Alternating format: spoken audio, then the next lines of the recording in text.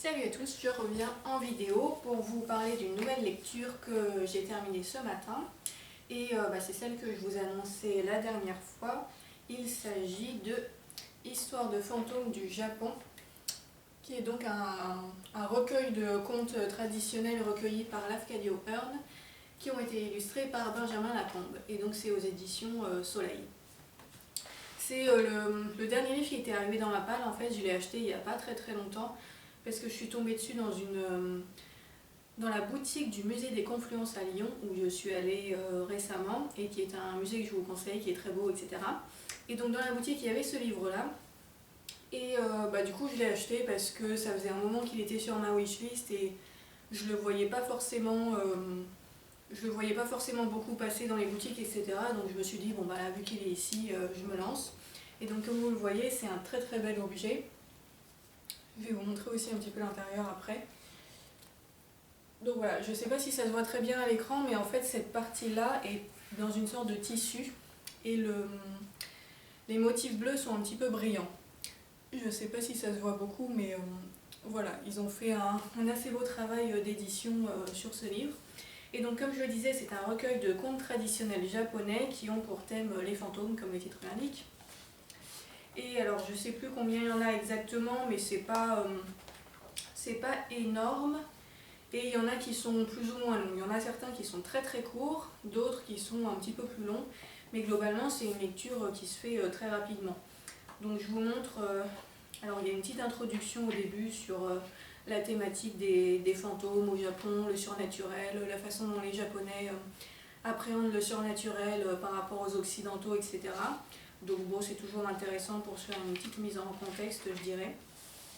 Et donc pour vous montrer un petit peu l'intérieur, donc ça c'est la page, je sais pas comment dire, j'allais dire la page de garde, mais non c'est pas ça. Enfin c'est l'intérieur de la couverture quoi, où il y a plein de petits motifs comme ça. Et donc ensuite à chaque fois, alors j'arrive, donc là par exemple au début, alors est-ce que je vais réussir à tenir ce livre correctement? Au début vous avez une petite page un peu en calque transparent qui fait un effet de miroir avec le dessin. Hop. Donc après, comme je le disais, vous avez une petite préface. Et donc à chaque fois, donc à chaque début de conte, vous avez, donc là pour le coup, une page de garde avec un motif différent à chaque fois. Et donc il y a le titre écrit en japonais et écrit en français à côté. Donc ça c'était plutôt sympa, je trouve, comme présentation. Donc je vais vous en montrer un deuxième exemple. Et le livre. Ouais, parce que la première histoire est assez longue. Je me demande même si c'est pas la plus longue de tout le livre. Et donc là, voilà, quand on arrive sur le deuxième conte, on a une nouvelle page de garde avec un nouveau motif. Et c'est comme ça à chaque fois. Et donc pour ce qui est des contes en eux-mêmes, je vous montre juste à quoi ça ressemble. Donc il y a parfois des pages où il n'y a que du texte. Donc comme vous voyez, la page n'est pas très remplie, hein, donc ça se lit vraiment vite. Et on a aussi évidemment des pages avec des illustrations. Donc parfois c'est sur des doubles pages entières, comme ça. Et parfois c'est sur une seule page.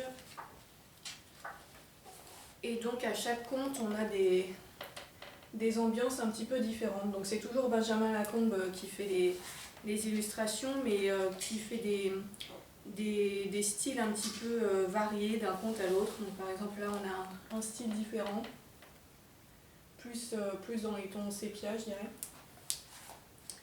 Et je vous en montre un troisième juste pour vous donner une idée.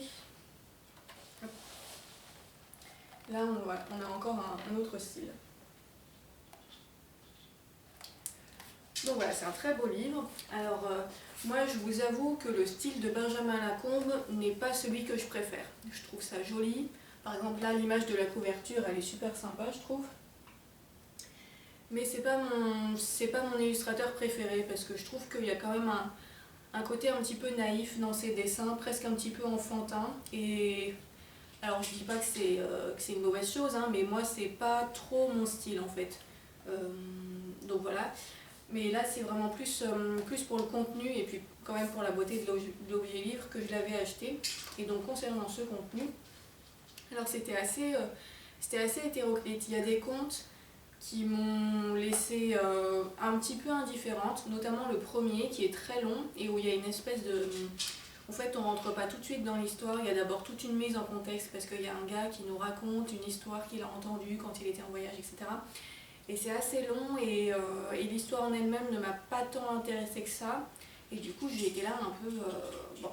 C'est comme c'était la première histoire, je me suis dit j'espère que ça va pas tout le temps être comme ça parce que je m'attendais, je sais pas, à quelque chose de peut-être d'un peu plus percutant, je ne sais pas. Bon, cette première histoire ne m'a pas trop emballée. Mais par contre, j'ai beaucoup aimé la deuxième qui s'appelle Le gamin qui dessinait des chats, qui celle-là est très courte et que j'ai trouvé assez sympa, assez amusante. Et il y en a plusieurs autres qui m'ont beaucoup plu. Donc, par exemple, j'ai bien aimé celle qui s'appelle, faut que je retrouve les titres exacts, mais je crois que c'est Le fantôme à la tête coupée, qui était assez intéressante. Voilà, évidemment, je ne retrouve pas le sommaire, mais... Bon, voilà, il y a plusieurs histoires que j'ai trouvées vraiment chouettes, d'autres qui m'ont un tout petit peu moins parlé, et il y en avait qui étaient...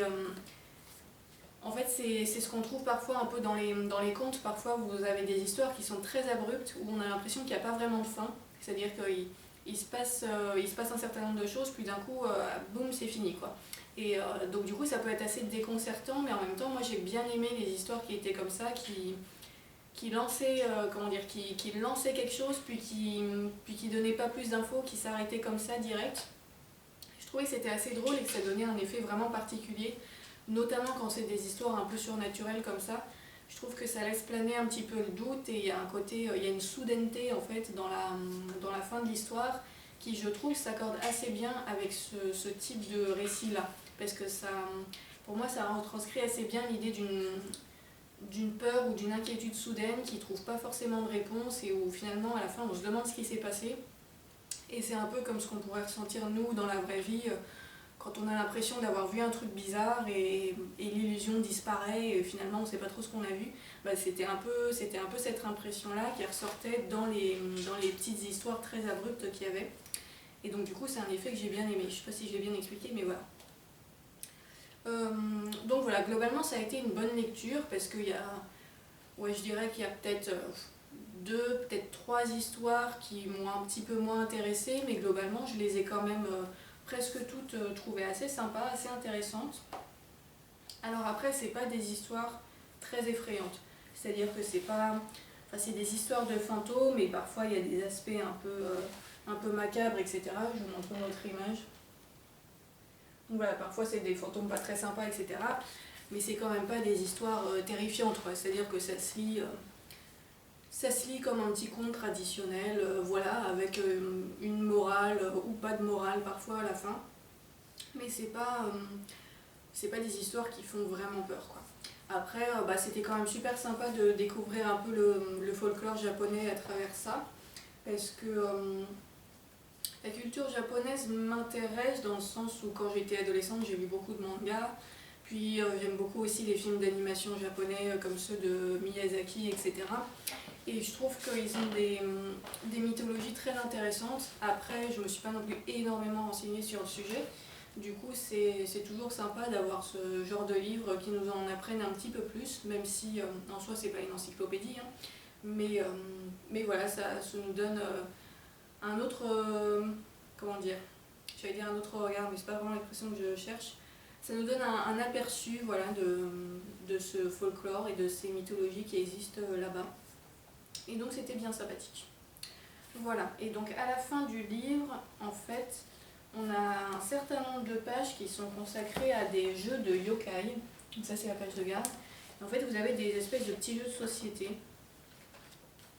avec des sortes de plateaux comme ça. Donc vous avez des plateaux de jeu, et derrière il y a les règles qui sont expliquées, enfin sur les pages suivantes. Alors moi j'y ai pas joué parce que bon, c'était pas ce qui m'intéressait, on va dire, mais voilà. Vous avez des petits jeux dans le livre à la fin, si vous avez envie de jouer. Et on a aussi une espèce de petit glossaire qui explique certains termes japonais ou certaines coutumes qui sont évoquées dans les histoires mais qui ne sont pas expliquées sur le moment. En fait, tout est expliqué à la fin.